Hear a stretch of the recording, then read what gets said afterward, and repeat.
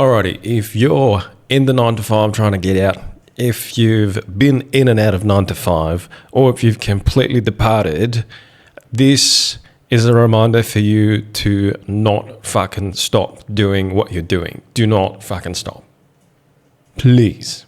It's a reminder that you've taken a lot of steps to get to where you are, right? If you're starting out, you're going to be taking a lot of steps to get to where you want to be. And essentially this video is a message from me to you to remind you not to stop, right? Keep going, right? It's so easy, for people like us in the entrepreneurial world to, put so much effort, blood, sweat and tears into things, and then we get our wins and it's great, but we can't really celebrate because if you stop to celebrate, you lose the momentum, right? That's how it goes. And that's fine, it's absolutely fine with people that are like us, of course it's great to win, it's just a reminder that, hey, it's possible, let's keep going, right?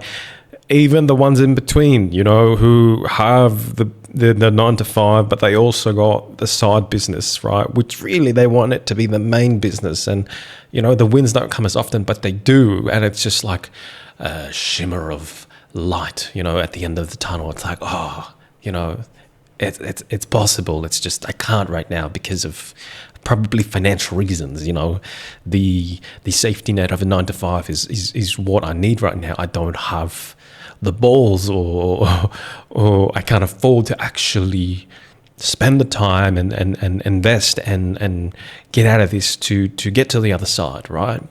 But it's possible.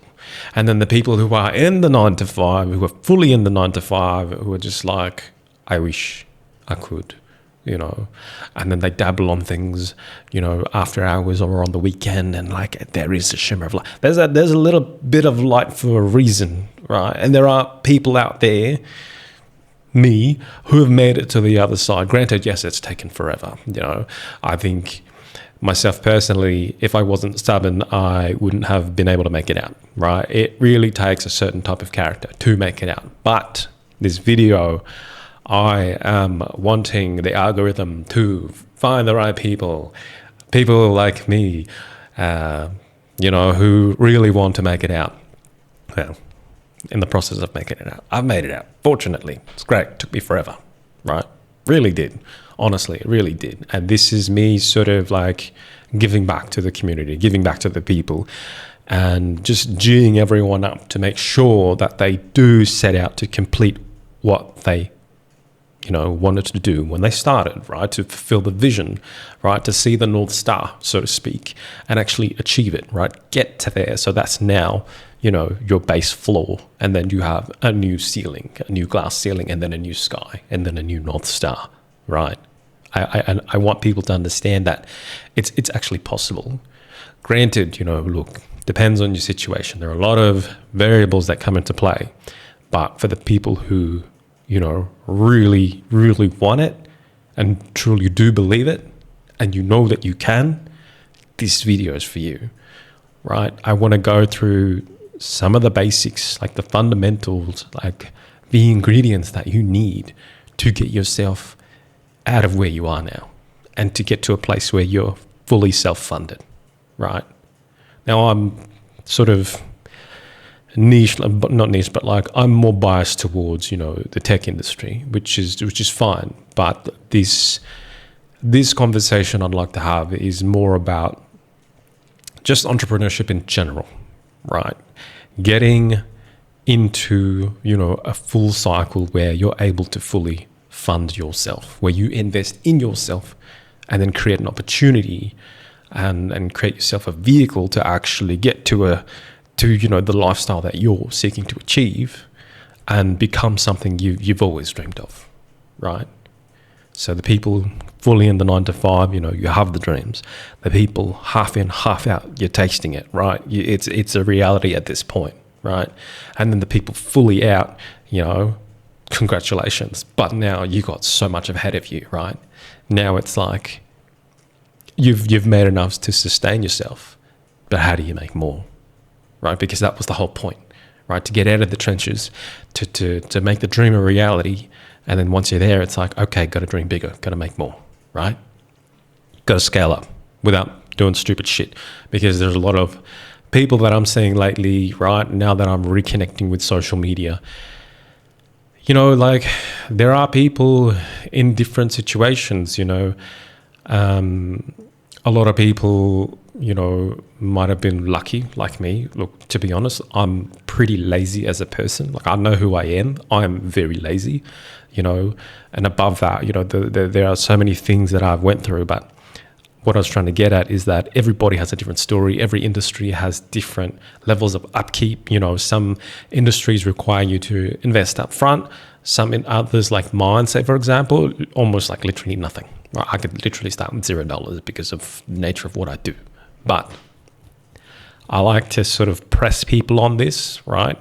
You've chosen your industry because you're passionate about it. So, you know, put your money where your mouth is and go for it. But obviously don't do anything stupid. There are people who have ventured into debt. And, you know, I don't know what to say to that because I can't relate to that. But what I can say is that, you know, like, it's all good and well to actually be able to take a loan out to do what you do. But then I think you need to have some sort of clarity in terms of, like, you need to know that it works first before you actually pull the loan out. So, you know, and that goes with everything else. Like, if you are living beyond your means, right, you know, it is what it is, you know. So don't gamble necessarily, right, is what I'm saying. You should be clear with what you're doing. There should be a real reality, you know, around to what you're doing. Don't just willy-nilly pull out a loan and go, you know, fully into it, not knowing what the hell's going on. Because anyone who's been in business, they know, especially in the startup world, that things do go wrong, right? And what I want to talk about today is more so about the side of personal development, because that's more relative to every industry. Well, ultimately it is, right? Compared to actually getting to like technical stuff about every industry, right? Obviously that's not what I am a professional in tech, yes. Outside of tech, not so much. But PD, or personal development, is completely global in terms of every sort of entrepreneur, right? So what I want to do is sort of explain sort of my personality, right? And explain my weaknesses and what I've had to do to get across the line, so to speak, right? I think I'm a great example because I'm sort of a very bad person in terms of like performance, right? I'm quite a lazy person, right? I grew up spoiled, not in the sense of money, but in the sense of like, you know, my mum would take care of anything. If I needed anything, you know, I'd ask my dad. Not to say I grew up rich. I absolutely grew up poor, but I had parents who were willing to, you know, give their all just for me to have, you know, a chance at life, you know, and just knowing that it made me not want to ask for anything. And I didn't ask for much, right? I think it was a camera, a lens, you know. But it was more so they gave me an opportunity to have a safety net, right, if shit hit the fan, but also the time to actually invest, like infinite amounts of time, and not paying for rent, right, living out their home. Like I had all of that. I had the perfect foundation to grow a startup, right, to grow myself, you know, in the PD aspect. And I think that's the most I could ask for, right? Even though I could have asked for bigger and more things financially, I felt like, for me personally, like if I wasn't making that sort of money, and if I know that I can't pay it back, then I'm not going to ask for it. Like I don't think I'm that selfish to ask for it, right? And the nature of my personality being lazy, things go slow. So yeah, it did take me about 10 years to get, you know, my stuff together, right?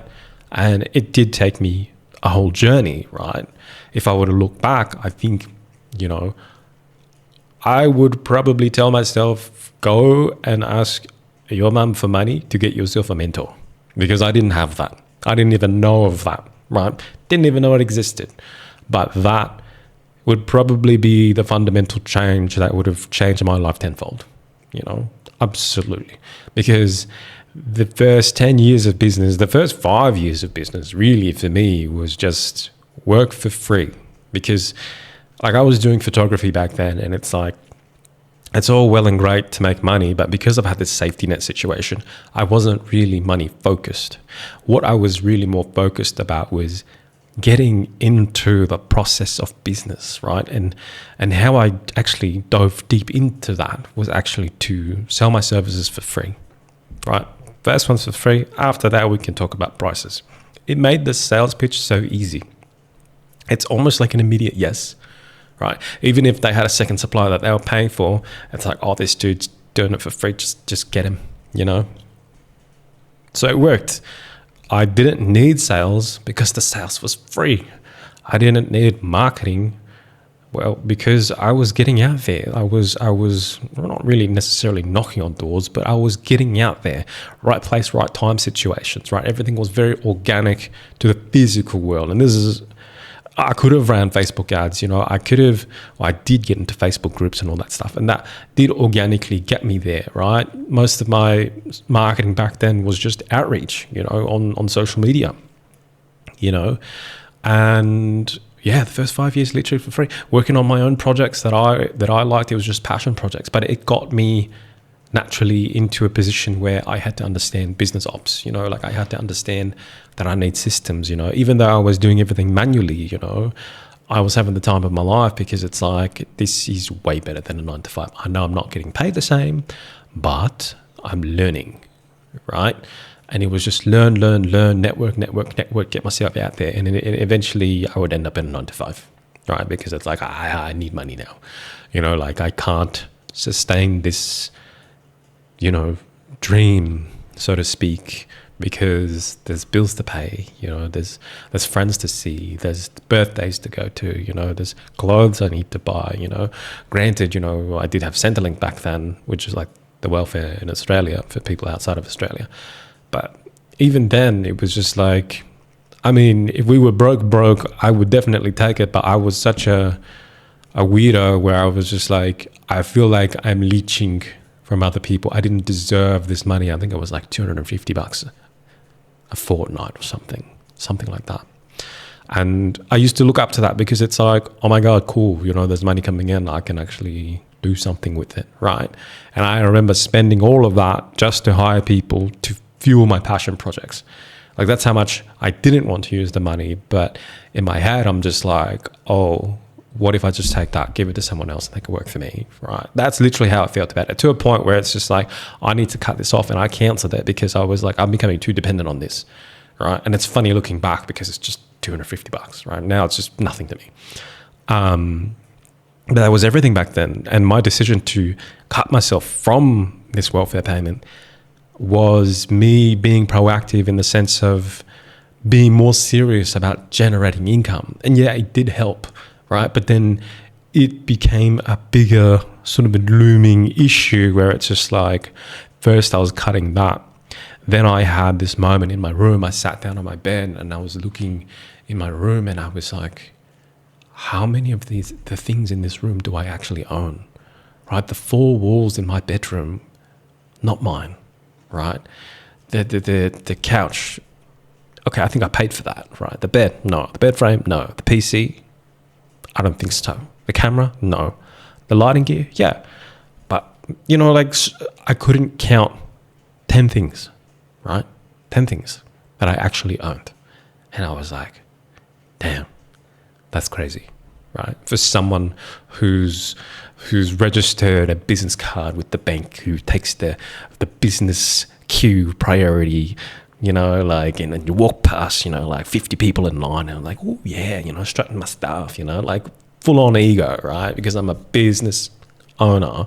And like when I do get that one pay packet, that's like what, $1,000, $2,000, going out with friends, like, don't worry, I got it. But really, I mean, I did get it, but it's like financially, I needed that, right? Because there were other things that I could have spent it on. I could have bought ads, you know, I could have bought more gear, I could have reinvested into the business, which is what I should have done. But then I was just so happy-go-lucky, you know, with this whole safety net situation, right? Granted, I still see it as a fortunate situation because there are people that I've met from other countries where they don't even get the opportunity to do these things.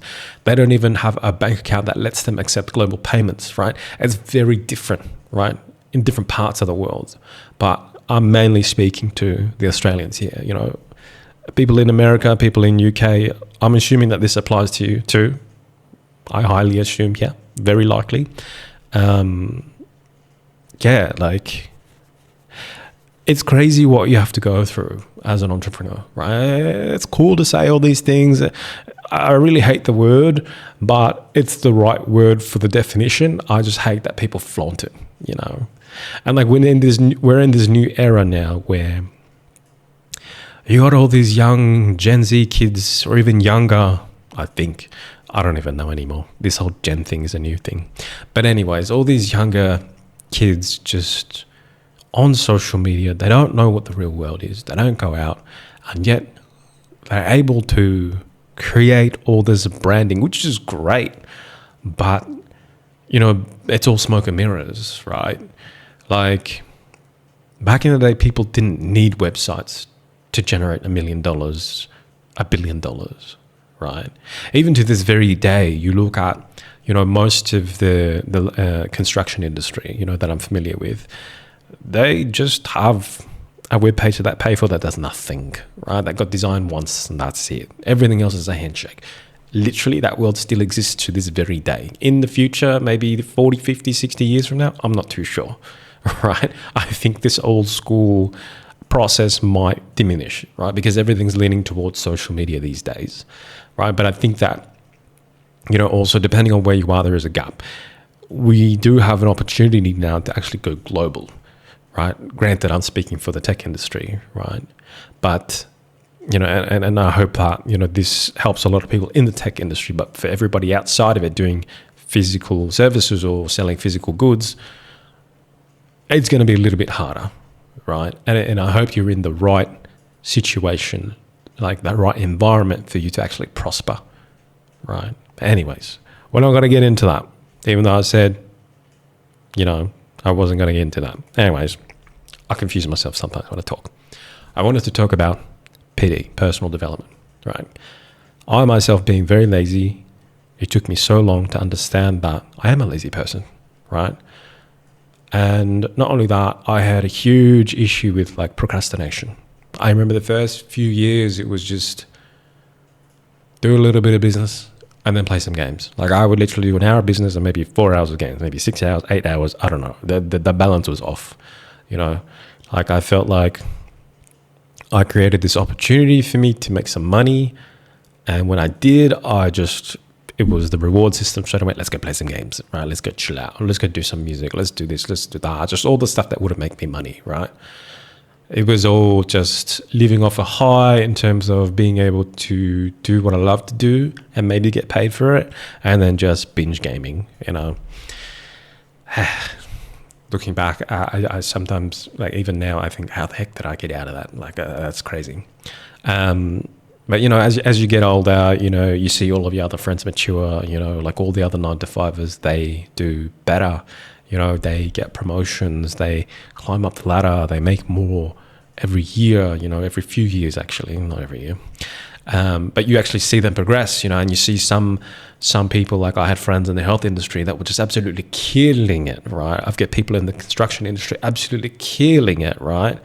And then you got the other people, you know, still, you know, doing masters, you know, like still trekking along 5, 6, 7, 8 years in uni. And that's fine too, but like I was like, damn, like everyone's progressing whilst I don't even know, right? I mean, you can imagine the first 5 years, yeah, I was working for free. That's the best thing I can say about it. But like I was probably doing fuck all most of the time. But my mind was set on doing this, you know, getting to where I want to be. And granted, you know, yeah, I did take forever. You know, yeah, I could have been more serious. But at the same time, you know, I am me and I'm a lazy person, right? And it took a lot of sort of personal development exercises. And I say it's exercises, but it's just things that I learned along the way from other entrepreneurs, other people doing $1 million years, $1 million months, right? Or even beyond, right? I learned from hanging out with these people. One thing I was really good at was networking, but not networking in the sense of like going to like business events and all that jazz. No, just being at the right places and meeting all these different people, you know, like I don't know why, like that's one thing that I did naturally, right? And I didn't even think about it, but I was leaning against that. And I met so many different people from so many different industries, right? And one thing that I learned that, you know, PD is universal, right? Personal development is universal upon all industries, right? Because at the end of the day, there is one person running the business, right? I don't know too many people in partnership situations, and most people that I do know or that I have tried with in the past, it never really worked out. I think you have to be very, very intelligent to run a partnership style business, because you really have to pick the right people, and it's very hard, right? Especially when you have to separate or exit, right? Yeah. Anyways, I'm not a fan of that, but I'm not saying it's impossible. But in the very beginning, when you are in the startup phase, when you're working for the first time, when you are young, I would advise not to, because not only is it hard, you don't know who you are. That's the problem, right? And the thing is, and you won't know who the other person is as well, right? Especially if they're young, right? And if they're older, it's a bit sus. Why? Why are they with you anyway? You know? And the reason why I'm saying that is because it took me so long to understand that, yes, I'm a lazy person, but it's okay, because I don't necessarily have to work 40 hours a week, 50 hours a week, 60 hours a week, if I can make the same amount of money relative to somebody else in a shorter amount of time, right? Granted, that's a bigger goal to achieve, but it's something that I need to achieve to make myself satisfied with this personality trait, right? So not working against it, not trying to change it, right? Because I've tried to work against it. You know, I've tried to do the 40 to 50 to 60. I just burn out, right? And then I just get nothing done, right? And then I just end up in a slump and just binge gaming, you know, forever. So going against the grain doesn't work for me. I know other people that, you know, I talk to now, it's good for them, right? They need it, and that's great, you know, more power to you. But I know who I am, and I know that there's a certain cap on how much I can do, right? Granted, if I'm really passionate about something, I find I can do more. But unfortunately, you know, things that I'm passionate about, the stuff that I really am passionate about, it doesn't make money for me, and I don't know how to make money there, right? I've ended up choosing the things that other people find that I'm good at. And it's funny because that's where I can charge the most, right? Because if other people think I'm the pro at whatever I'm doing, right, turns out I'm actually quite good at it, and that because I'm not ultimately, like, it's not my number one passion, it allows me to actually charge more, right? Because if tech was my number one passion, I would feel more empathetic for the other person, right? I'm not saying that I don't, but the levels are different, right? Like, I'd love to do music, right? Or photography, right? Like that would be my thing, right? Because I love that shit. But I'd never charge the way that I'm charging in tech, never. Because it'll all be out of full love, right? Like wholehearted love. Whereas in the tech field, it's more like, I'm the expert. I know how to help you out, right? I'm going to give you good value, right? Here's what I charge, blah, blah, blah. Anyways, that's how I eventually combated the whole laziness thing and became content with myself, right? I was able to make a 9 to 5, but in less hours. Like last 2 years ago, I was doing like an 8-hour week average, and I pretty much netted 100K, which is just, right? But that took me forever, right? Next trait, procrastination, goes with laziness. Procrastination is huge. It was because I just wanted to have fun. I wanted to do things that were fun. Like when I would play games, I could play games forever, right? But it's not productive. You know, maybe I should have been a streamer or something. I don't know. But even then, like, how do you combat this, right? Like, even if it wasn't games, like I would start a process and then I'd just get like distracted, right? Not ADHD level, but then my brain just likes to take it easy, you know? And again, for other people, it's different. For other people, they can't stop, you know? And I'll tell you the pros and cons about each side. It's quite interesting.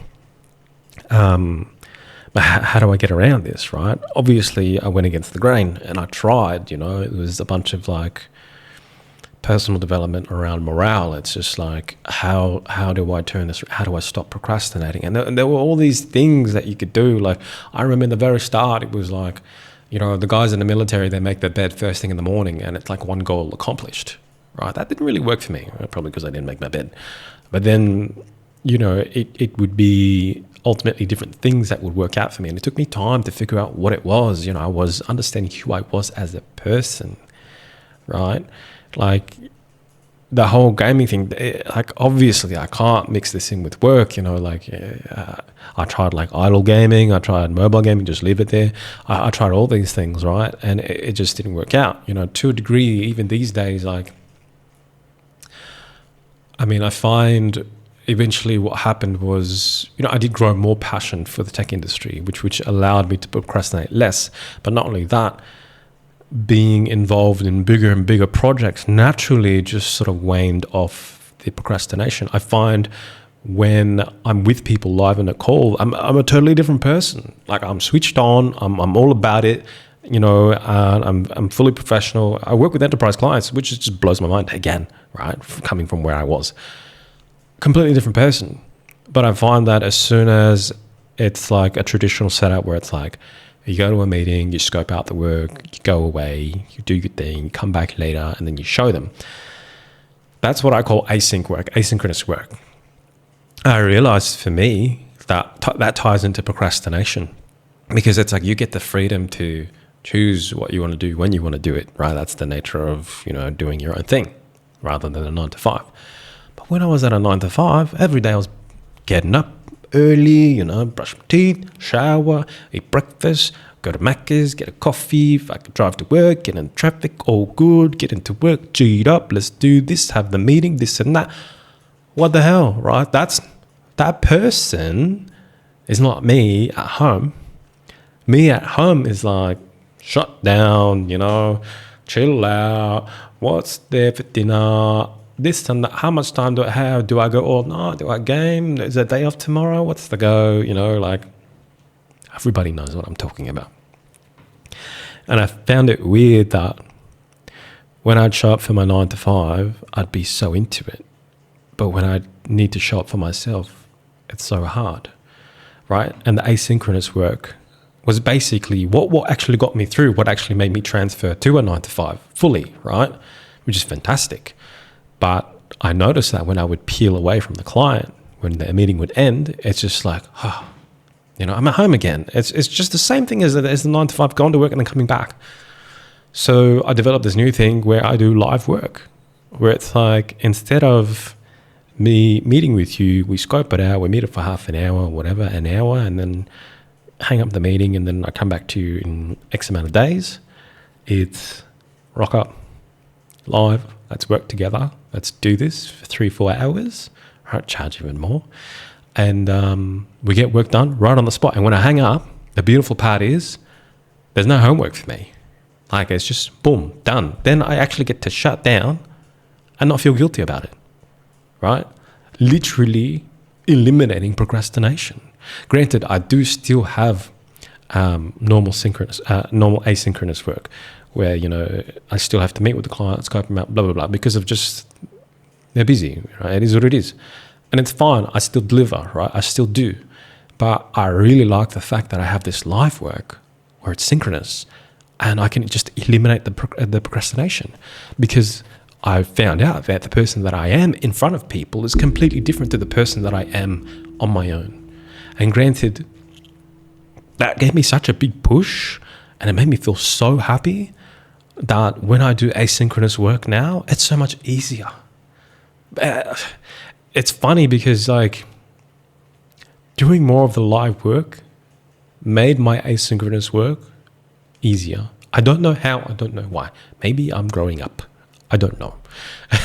But, coming from an absolutely lazy fuck, and a super procrastinator to working with enterprise businesses on my own business, on my own accord, and this little office I have in Italy in the middle of the night, because I work Australian times, I made it happen. And I'm very happy about it, because I understand that it is quite rare, and for people who are watching, who are listening, I'm telling you, it's possible. Like, it really is. Especially if you're in the tech field. My God, is it possible, right? Next topic, weaknesses. I know that everyone will question themselves at some point about their weaknesses.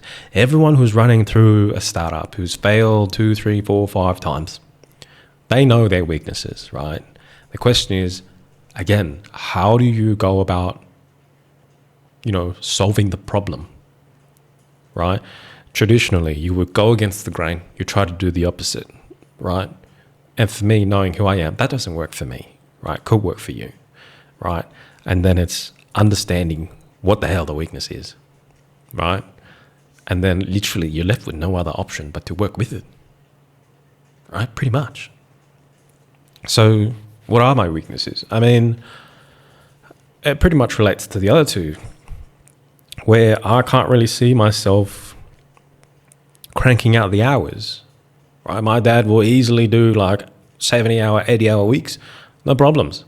But for me, it's like, man, if I have 2 meetings a day, that's 6 hours, I'm toast, like absolutely toast. But it's weird. In my 9 to 5, if I would come in early and then do overtime, absolutely fine. Strange. Maybe this is the next arc for me, the next chapter that I'm going to work out. I hope so, because it's going to probably make me a lot of money. But anyways, like, to understand that, it's just like I had to, you're basically playing life on hard mode, because it's like, in order for me to be content, my comparison baseline is like somebody else doing 9 to 5 that's doing decent, right? If I can do what they do, but in a shorter amount of time, it ticks all the boxes for me. I get content, right? Because that's my comparison, right? And if I can achieve that, that's great. Then my weaknesses are not really weaknesses anymore. If anything, they turn into a strength. And this is what I was getting at before, and how both sides differ, right? Okay, so let's look at the opposite person of me, right? It's funny when I say this, because if I've made it on this side with the opposite person, not like the opposite me in a parallel universe, perhaps. But let's look at the opposite of me, right? Not lazy, but super committed and willing to grind out the hours, right? Fantastic.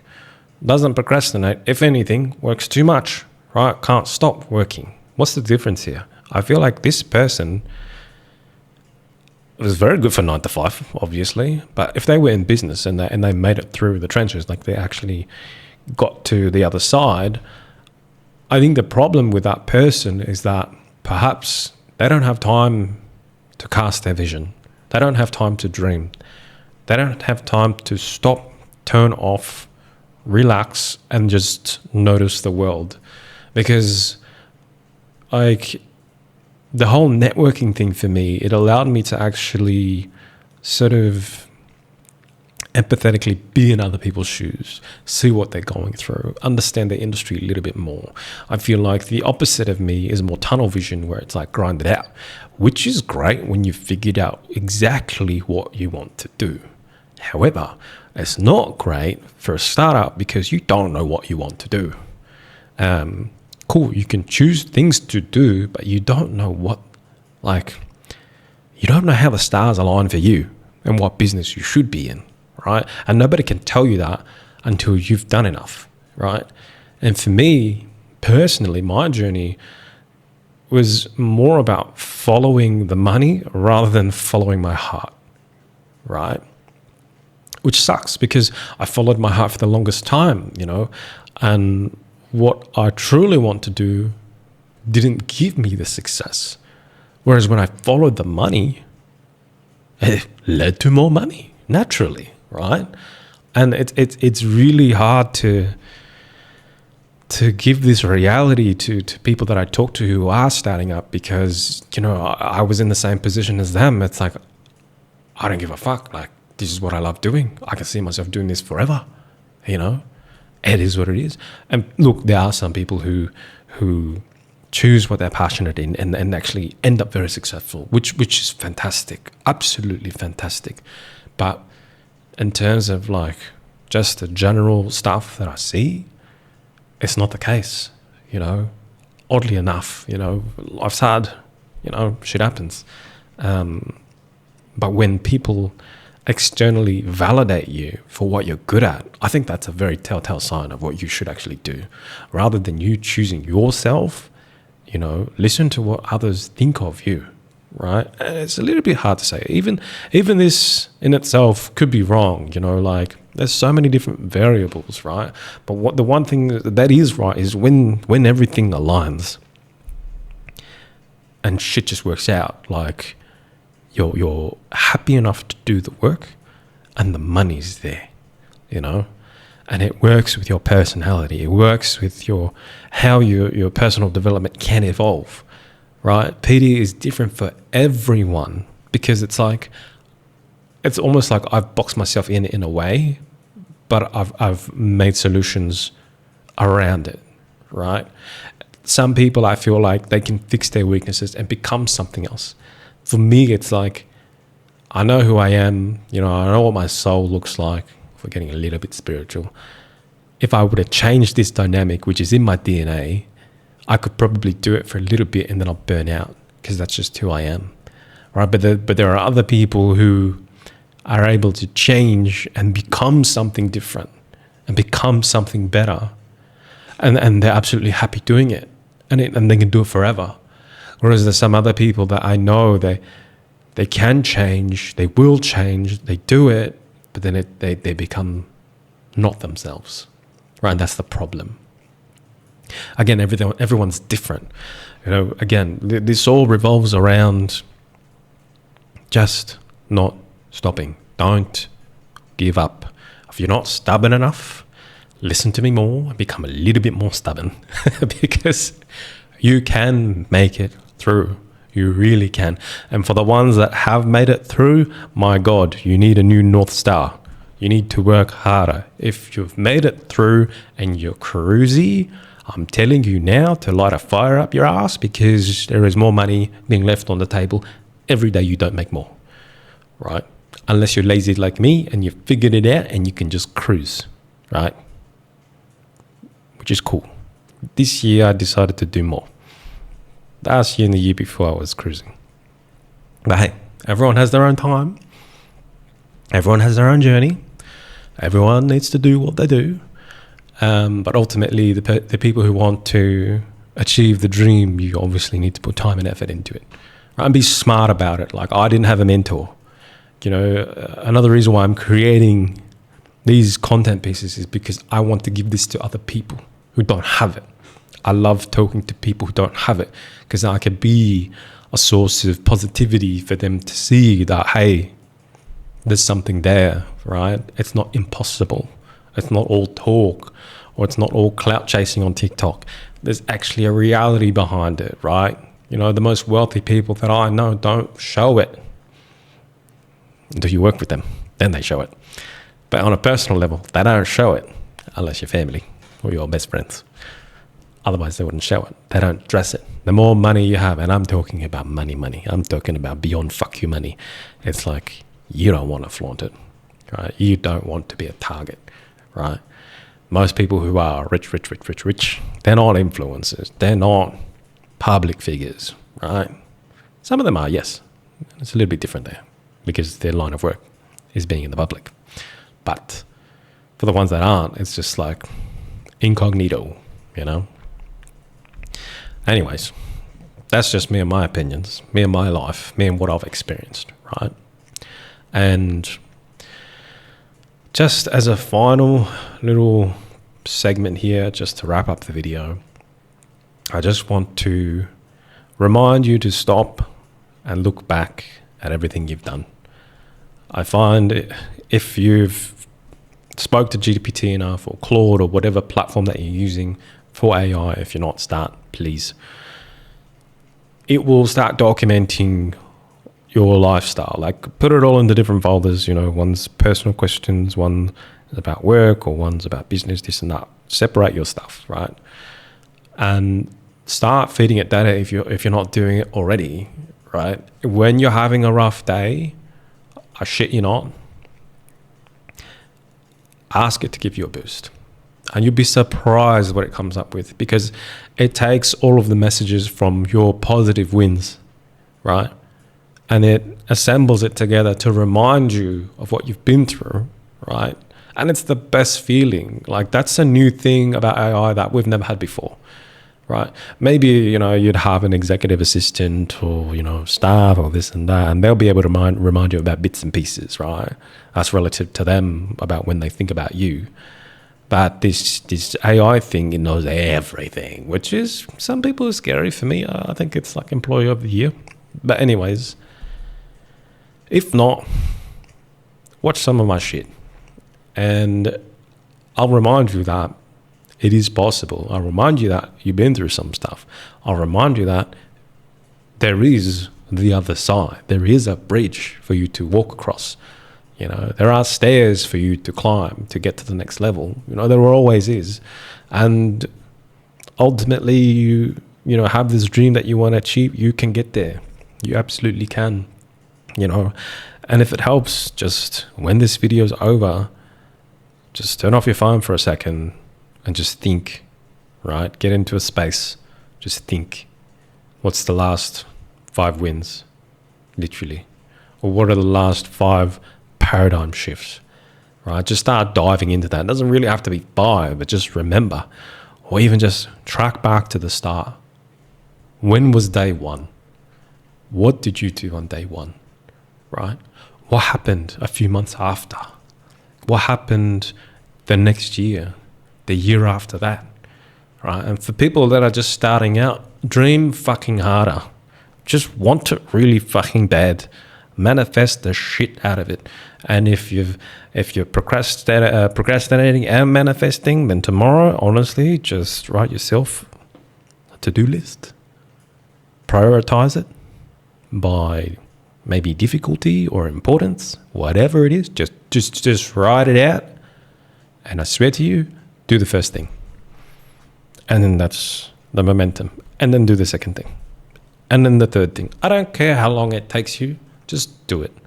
Because that way, at least you know that everything you check off this list is one step closer to where you want to be.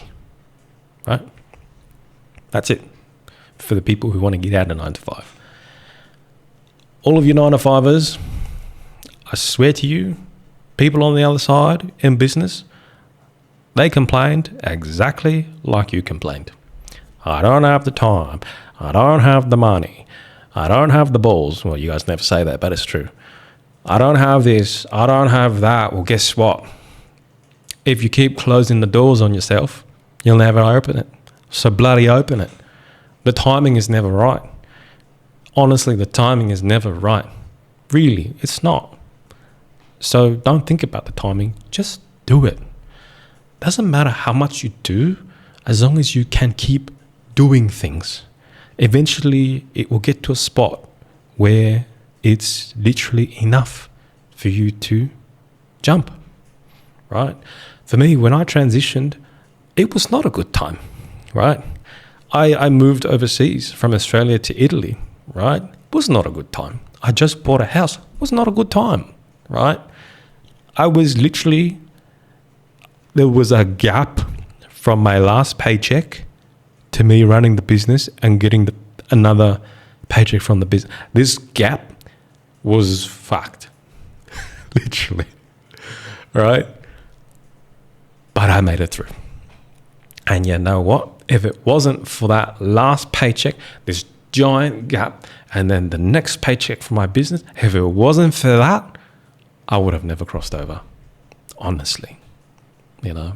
And that's just one lesson in entrepreneurship, literally just one. There's so much more to deal with. But the thing is, you get to a spot where life is sustainable, right, at the minimum, at level 1, and then you start leveling up, right? You get to know more, you get to learn more, you get to do more, you learn more about yourself, you know how to apply yourself to the business, you get more strategic, more efficient, more everything, and then abundance just comes. And when it comes, it comes. And then you'll look at your 9-to-5ers and you'll be like, God damn, I'll never have to do that again. And that's absolutely fine. That, you know, some of your friends are still in it and you're not. That's fine. You took the hard route. Eventually, in 10, 20 years, if they're still there, cool. Are they happy? If yes, great. Are you happier? Chances are, probably yes. Because you'll make fuck tons more, right? Potentially doing fuck tons less like me. Or you're just doing a fuck ton a lot more, but it's just all towards you. You're not working for someone else. You know, you're working for you. And for the people who are getting into management, other people are working to fuel your story, your passion, your company, whatever it is. Anyways, that's it for today's episode. People in the tech industry, please follow me. People who are in other industries, feel free to subscribe. Once in a while, I do like to put out, you know, content that is more universal for everyone. I might do more. Look, it all depends on where the algorithm takes me and you guys. So it is what it is. I'm just literally following my nose here. Maybe the money or my heart. I'm not even sure at this point. Alrighty, well, I have a meeting in half an hour. And yeah, I'll catch you guys in the next episode.